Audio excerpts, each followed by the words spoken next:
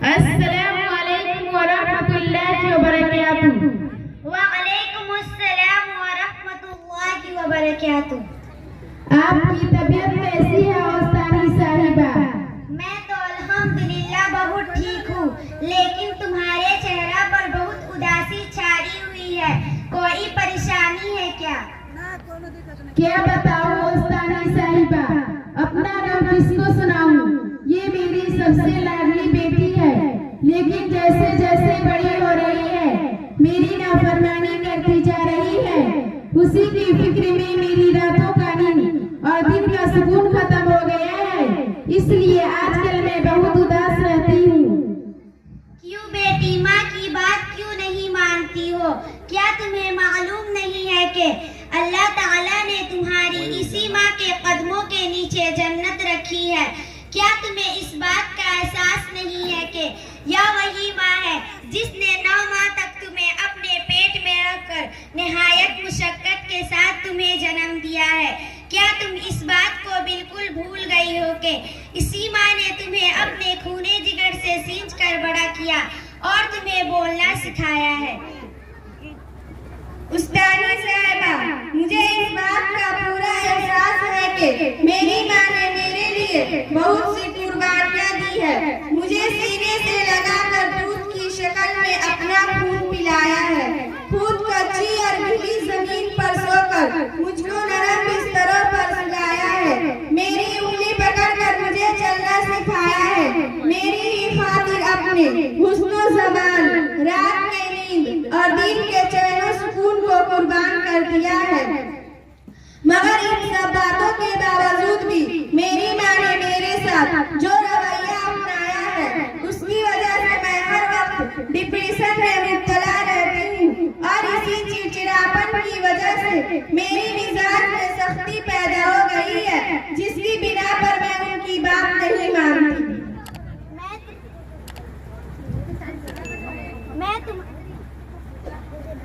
मैं तुम्हारी बात समझ नहीं पा रही हूँ बेटी। मुझे तफसील से बताओ कि तुम्हें अपनी माँ से कैसी शिकायत है, ताकि अगर वाकईतन तुम्हारी माँ से कोई भूल चूक हुई हो तो मैं इसे भी समझाऊंगी। उस्तानी साहिबा, आप भी जानती है कि हर माँ बाप पर उसकी औलाद के 3 हुकूक है। नंबर 1, अपनी औलाद का बेहतर और इस्लामी नाम रखे। नंबर 2, अपनी औलाद को कुरान और हदीस की तालीम दे। नंबर 3, जब उसकी शादी की उम्र हो जाए तो उसकी शादी करा दे। लेकिन मैं जब पैदा हुई तो मेरी माँ ने इस्लामी नाम के बजाय मेरा नाम फूलन देवी रख दिया। अब मोहल्ले की सारी लड़कियां मुझ पर हंसती है तो मुझे अपनी माँ पर गुस्सा आता है। जब मैं बड़ी हुई तो उन्होंने मेरा दाखिला मदरसा के बजाय स्कूल में करा दिया, जिसकी वजह से मेरी सारी सहेलियां नमाज पढ़ती है। मुझे नमाज पढ़ने का तरीका भी मालूम नहीं है। मेरी उम्र की सारी लड़कियां की शादी हो गई है, इनमें से किसी के 2 और किसी के 4 बच्चे भी हैं, लेकिन उन्होंने अभी तक मेरी शादी नहीं कराई है, इसलिए उनसे तकलीफ है और उनसे नाराज रहती हूँ। क्यों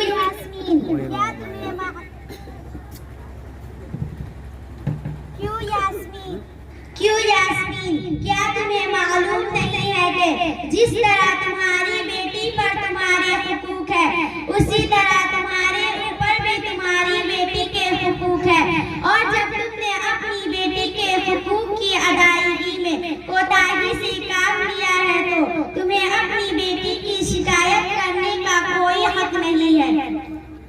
मुझे मालूम है कि मेरे ऊपर मेरी बेटी की 3 हुकूक है, लेकिन इन हुकूक की अदायगी में कोताही इसलिए हुई है कि जब मेरी बेटी की पैदाइश हुई तो ये फूल की तरह खूबसूरत और नन्ही नाजुक थी, इसलिए मैंने उसका नाम फूलन देवी रख दिया।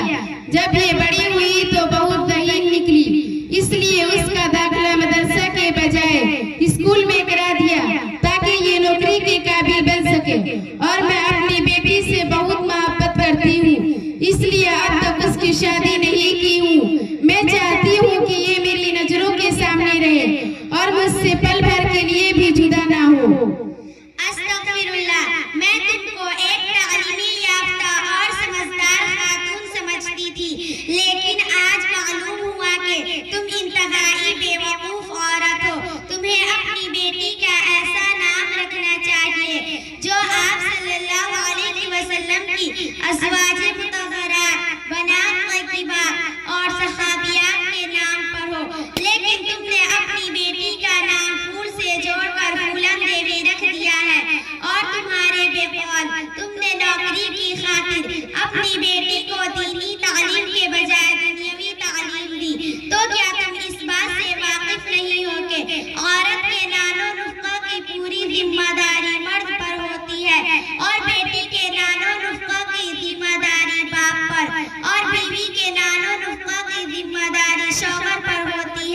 इसके बावजूद गैर मुहर्रमों के दरमियान भेजकर अपनी बेटी से नौकरी कराने की तुम्हें क्या जरूरत है?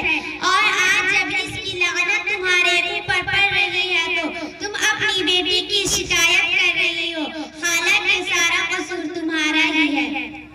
आपकी कहने का मतलब यह है कि मैंने अपनी बेटी को दुनियावी तालीम दिलाकर बहुत बड़ी गलती की है और उसी का मैं खमियाजा भुगत रही हूँ।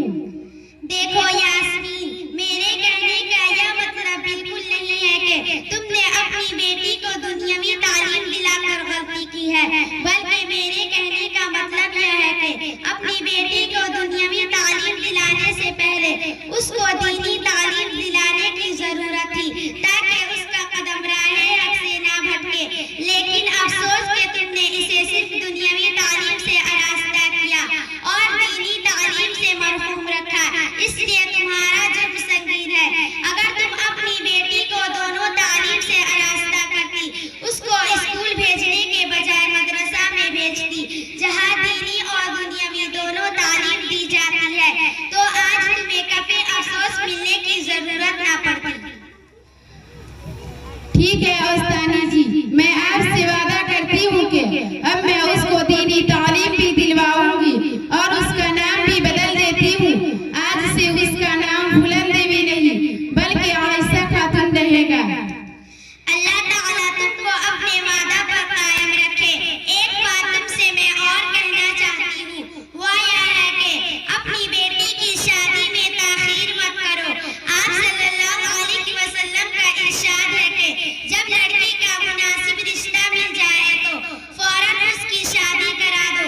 यही वजह है कि नबी अकरम सल्लल्लाहु अलैहि वसल्लम अपने नूरे नजर हजरत फातिमा की शादी सिर्फ 16 साल की उम्र में हजरत अली से करा दी थी। हालांकि नबी अकरम सल्लल्लाहु अलैहि वसल्लम अपनी बेटी से बहुत ज्यादा मोहब्बत करते थे, इसलिए अपनी बेटी की शादी में ताखीर मत करो।